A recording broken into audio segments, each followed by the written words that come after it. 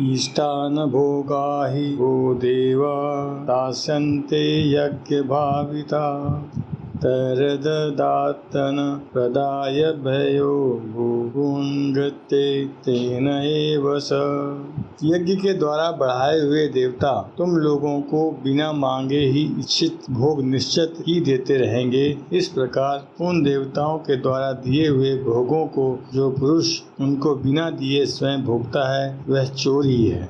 प्रश्न यह है कि यज्ञ के द्वारा बढ़ाए हुए देवता तुम लोगों की इच्छित भोग निश्चित ही देते रहेंगे। इस वाक्य का क्या अभिप्राय है? इससे यह भाव दिखलाया गया है कि तुम लोगों को अपने कर्तव्य का पालन करते रहना चाहिए। फिर तुम लोगों से यज्ञ के द्वारा बढ़ाए हुए देवता लोग तुमको सदा सर्वदा सुख भोग और जीवन निर्वाह के लिए आवश्यक पदार्थ देते रहेंगे। इससे स्नेह की बात नहीं है, संदेह की बात नहीं है, क्योंकि वे लोग अपना कर्तव्य पालन करने के लिए बाध्य हैं। प्रश्न, उनके द्वारा दिए हुए भोगों को जो मनुष्य उनको बिना दिए ही भोगता है वह चोर ही है। इस कथन का क्या भाव है? उत्तर, यहाँ तक प्रजापति के वचनों का अनुवाद कर अब भगवान उपयुक्त वाक्य से यह भाव दिखलाते हैं कि इस प्रकार ब्रह्मा जी के उपदेशानुसार वे देवता लोग सृष्टि के आदि काल से मनुष्यों को सुख पहुँचाने के लिए, उनकी आवश्यकताओं को पूर्ण करने के लिए निमित्त पशु पंछी औषध वृक्ष तृण आदि के सहित सबकी पुष्टि कर रहे हैं और अन्न जल पुष्प फल धातु आदि मनुष्य उपयोगी समस्त वस्तुएं मनुष्य को दे रहे हैं। जो मनुष्य उन सब वस्तुओं को उन देवताओं का ऋण चुकाए बिना उनका न्यायोचित स्वतत्व उन्हें अर्पण किए बिना स्वयं अपने काम में लाता है वह वैसे ही कृतज्ञ और चोर होता है। जैसे कोई स्नेहशील माता पितादि से पाला पोसा हुआ पुत्र उनकी सेवा न करने से एवं उनके मरने के बाद श्राद्ध तर्पण आदि न करने से किसी के द्वारा उपकार पाया हुआ मनुष्य यथासाध्य प्रत्युपकार न करने से अथवा कोई दत्तक पुत्र पिता के द्वारा प्राप्त संपत्ति का उपयोग करके माता पिता के सेवा न करने से कृतज्ञ और चोर होता है। प्रश्न, जबकि देवता लोग मनुष्यों द्वारा संतुष्ट किए जाने पर उनको आवश्यक भोग प्रदान करते हैं तो फिर उनसे पाए हुए भोगों को यदि मनुष्य उन्हें वापस न भी दे तो वह चोर कैसे है? सृष्टि के आरंभ काल से ही मनुष्य यज्ञ के द्वारा देवताओं को बढ़ाते आए हैं और देवता लोग मनुष्यों को इष्ट भोग प्रदान करते आए हैं। यह परंपरा सृष्टि के आरंभ से ही चली आती है। इस परंपरागत आदान प्रदान में जिन मनुष्यों ने पहले यज्ञादि के द्वारा देवताओं को बढ़ाया है और जो बढ़ा रहे हैं वे चोर नहीं हैं, परंतु दूसरे मनुष्यों के द्वारा बढ़ाए हुए देवताओं से इष्ट भोग प्राप्त करके जो उनके लिए यज्ञ आदि नहीं करता उसको चोर बतलाना तो उचित ही है। जैसे किसी दूसरे मनुष्य के द्वारा पुष्ट की हुई गौ का दूध यदि कोई दूसरा ही मनुष्य यह कहकर पीता है कि गौओं की सेवा मनुष्य ही करते हैं और मैं भी मनुष्य हूँ तो वह चोर समझा जाता है। वैसे ही दूसरे मनुष्यों के द्वारा बढ़ाए हुए देवताओं से भोग प्राप्त करके उनको बिना दिए भोगने वाला मनुष्य भी चोर माना जाता है। संबंध, इस प्रकार ब्रह्मा जी के वचनों का प्रमाण देकर भगवान ने यज्ञादि कर्मों की कर्तव्यता का प्रतिपादन किया और साथ ही उनका पालन न करने वालों को चोर बतलाकर उनकी निंदा की। अब उन कर्तव्य कर्मों का आचरण करने वाले मनुष्य की प्रशंसा करते हुए उनसे विपरीत केवल शरीर पर पोषण के लिए ही कर्म करने वाले पापियों की निंदा करते हैं। यज्ञ शिष्टाशिन संतो मुच्यन्ते सर्वकिल्बशे मुज्जते ते त्वघनं पापाये पंचन त्यात्मा कारणा। यज्ञ से बचे हुए अन्न को खाने वाले श्रेष्ठ पुरुष सब पापों से मुक्त हो जाते हैं और जो पापी लोग अपना शरीर पोषण करने के लिए ही अन्न पकाते हैं वे तो पापों को ही खाते हैं। प्रश्न, यज्ञ शिष्टाशीन पद किन मनुष्यों का वाचक है? उत्तर, यहाँ यज्ञ शब्द के द्वारा प्रधान रूप से पंच महायज्ञ का लक्ष्य कराते हुए भगवान उन सभी शास्त्र सत्कर्मों की बात कहते हैं जो क्रियाओं से संपादित होते हैं। सृष्टि कार्य के सुचारू रूप से संचालन में और सृष्टि के जीवों का भली भांति भरण पोषण होने में 5 श्रेणी के प्राणियों का परस्पर संबंध है। देवता, ऋषि, पितर, मनुष्य, अन्य प्राणी, इन पांचों के सहयोग से ही सबकी पुष्टि होती है। देवता समस्त संसार को इष्ट भोग देते हैं, ऋषि महेश सबको ज्ञान देते हैं, पितर लोग संतान का भरण पोषण करते और हित चाहते हैं, मनुष्य कर्मों के द्वारा सबकी सेवा करते हैं और पशु पंचु वृक्ष आदि सबके सुख के साधन रूप में अपने को समर्पित किए रहते हैं। इन पांचों में योग्यता, अधिकार और साधन संपन्न होने के कारण सबकी पुष्टि का दायित्व मनुष्य पर है। इसी से मनुष्य शास्त्रीय कर्मों के द्वारा सबकी सेवा करता है। पंच महायज्ञ से यहाँ लोक सेवा रूप शास्त्र कर्म की विवक्षित है।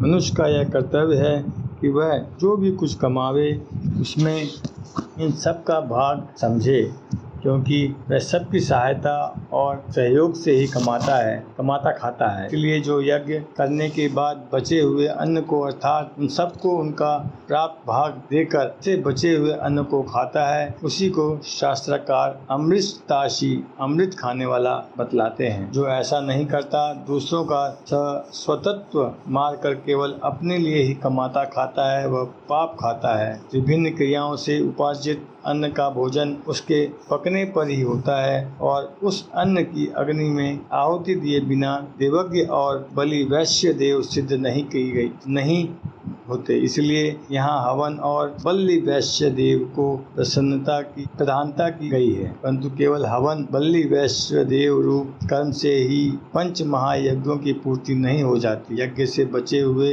अन्न को खाने वाला वास्तव में वही है जो सबको अपनी कमाई का हिस्सा यथा योग देकर फिर बचे हुए को स्वयं काम में लाता है। ऐसे स्वार्थ त्यागी कर्म योगी का वाचक यहाँ यज्ञ शिष्टान पद है। प्रश्न, संत पद यहाँ साधकों का वाचक है या सिद्धों का? साधकों का वाचक है, इसलिए सिद्ध पुरुष में पाप नहीं होते और यहाँ पापों से छूटने की बात कही गई है। प्रश्न, क्या संत पद का प्रयोग सिद्ध पुरुषों के लिए नहीं हो सकता और क्या सिद्ध पुरुष यज्ञ नहीं करते? उत्तर, सिद्ध पुरुष तो संत हैं ही, परंतु इस प्रकरण में संत पद का अर्थ निस्वार्थ भाव से कर्म करने वाला साधक है और सिद्ध पुरुष भी यज्ञ करते हैं, परंतु वे पापों से छूटने के लिए नहीं, वरन स्वाभाविक ही लोक संग्रहार्थ करते हैं। प्रश्न, यहाँ सब पापों से मुक्त होने का क्या भाव लेना चाहिए? उत्तर, मनुष्य के पूर्व पापों का संचय है। वर्तमान में जीवनार्थ निर्वाह के लिए किए जाने वाले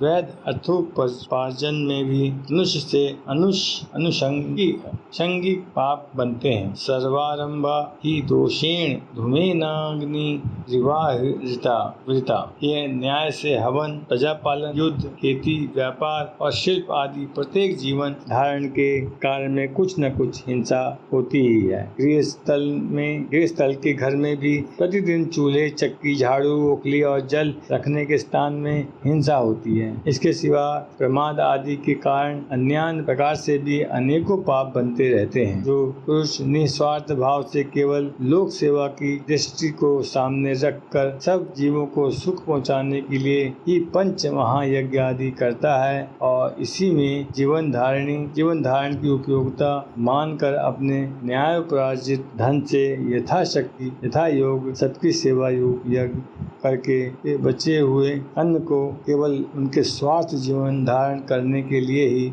प्रसाद रूप से ग्रहण करता है, वह सत्य पुरुष भूत और वर्तमान के सब पापों से छूट कर सनातन ब्रह्म पद को प्राप्त हो जाता है। इसलिए ऐसे साधक को संत कहा गया है। अतः यहाँ सब पापों से मुक्त होने का सही भाव समझना चाहिए। घर में होने वाले नित्य के 5 पापों से तो वह सकाम पुरुष भी छूट जाता है, जो अपने सुखोपभोग की प्राप्ति के लिए शास्त्र विधि के अनुसार कर्म करता है और प्रायश्चित रूप नित्य हवन, बलि वैश्य अश्वदेव आदि कर्म करके सबका स्वतत्व उन्हें ही दे देता है। पर यहाँ कर्ता के लिए संत पर और क्रियोपक्षय के साथ सर्व विशेषण आने से यही समझना चाहिए कि इस प्रकार निष्काम भाव से पंच महायज्ञ आदि अनुष्ठान करने वाला संत पुरुष तो भूत एवं वर्तमान के सभी पापों से छूट जाता है। प्रश्न, जो अपने शरीर को पोषण के लिए ही पकाते खाते हैं उन्हें पापी और उनके भोजन को पाप क्यों बतलाया गया है?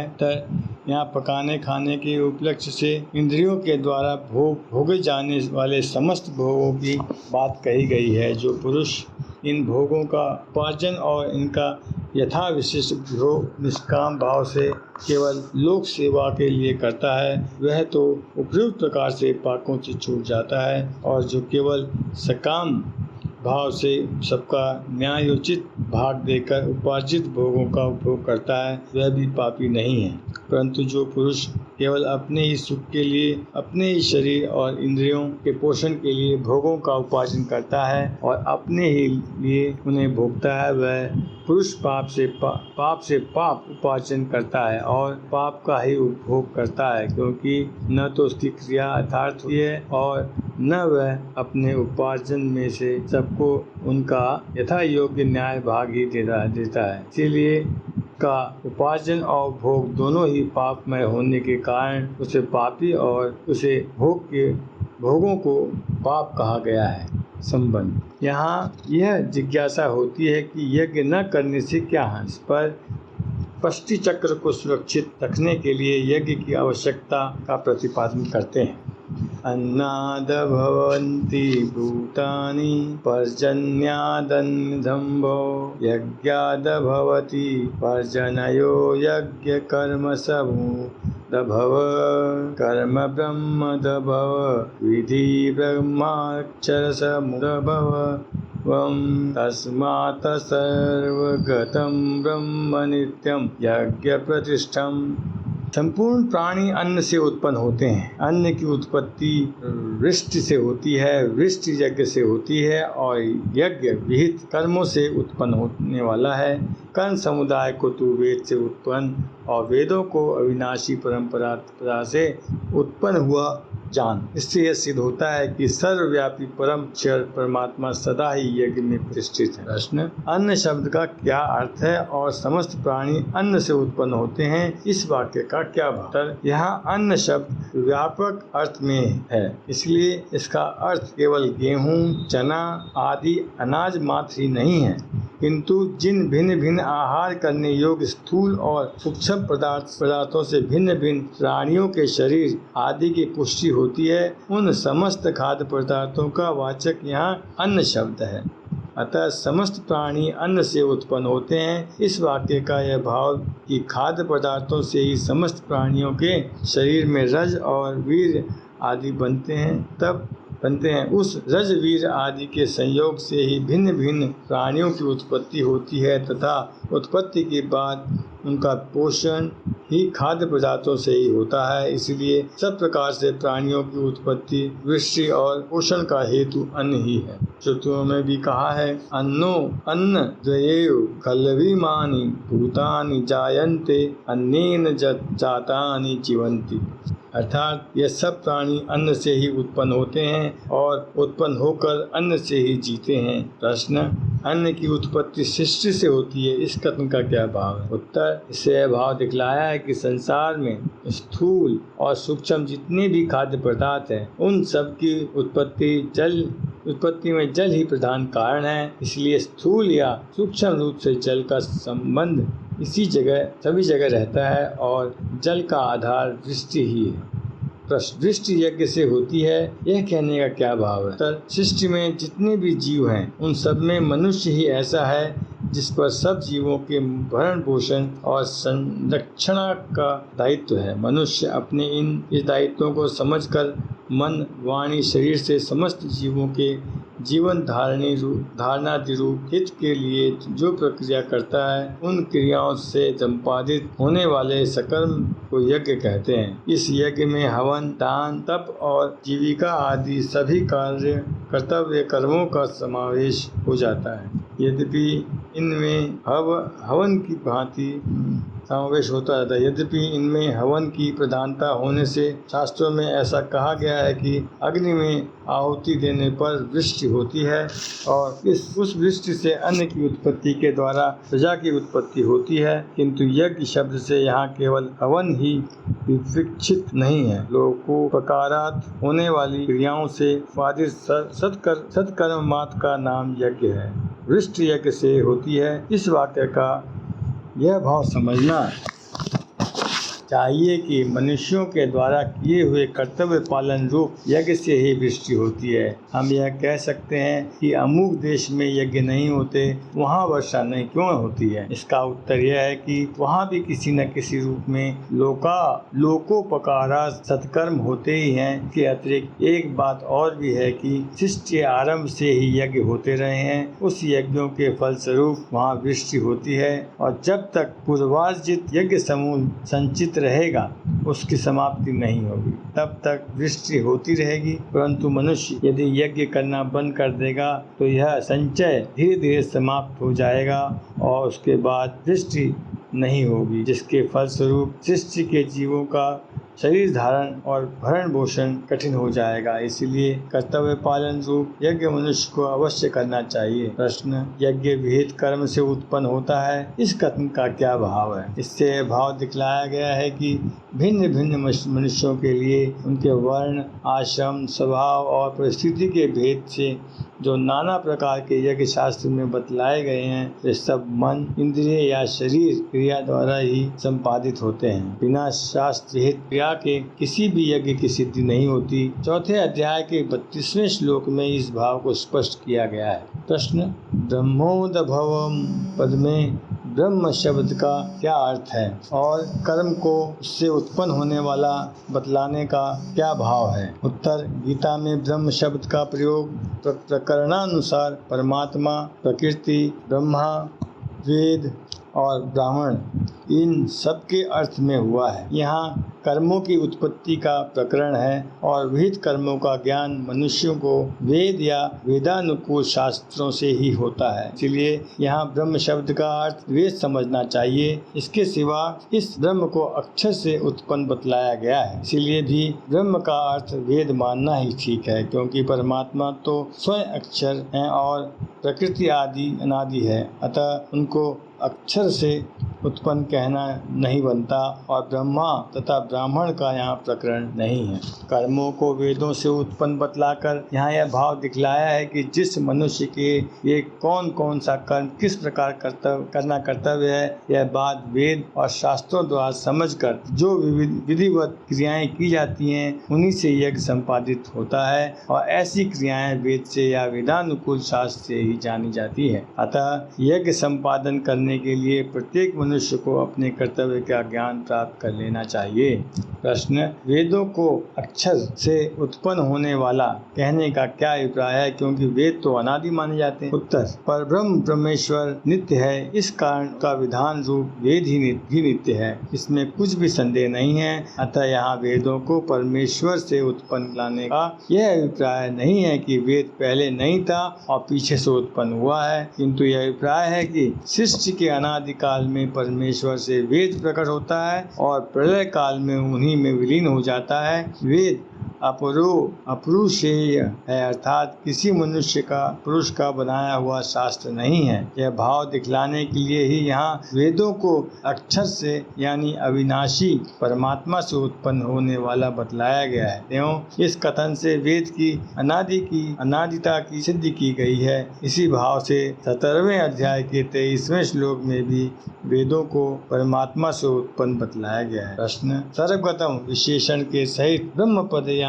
का वाचक है और हेतुवाचक तस्मात् पद का प्रयोग करके उसी यज्ञ में नित्य प्रतिष्ठित बतलाने का क्या अभिप्राय है? उत्तर, सर्वगतम विशेषण के सहित ब्रह्म पद यहाँ सर्वव्यापी, सर्वशक्तिमान, सर्वाधार परमेश्वर का वाचक है और तस्मात् पद के प्रयोग रूप उस परमेश्वर को यज्ञ में नित्य प्रतिष्ठित बतलाकर यह भाव दिखलाया गया है कि समस्त यज्ञों की विधि जिस वेद में बतलाई गई है वह वेद भगवान की वाणी है, अतएव उसमें बतलाए हुए विधियों से किए जाने वाले यज्ञ में समस्त यज्ञों की अधिष्ठता सर्वव्यापी परमेश्वर सदा ही स्वयं विराजमान हो रहते हैं। अर्थात यज्ञ साक्षात परमेश्वर की मूर्ति है, इसलिए प्रत्येक मनुष्य को भक्त प्राप्ति के लिए भगवान के अनुसार अपने अपने कर्तव्य का पालन करना चाहिए।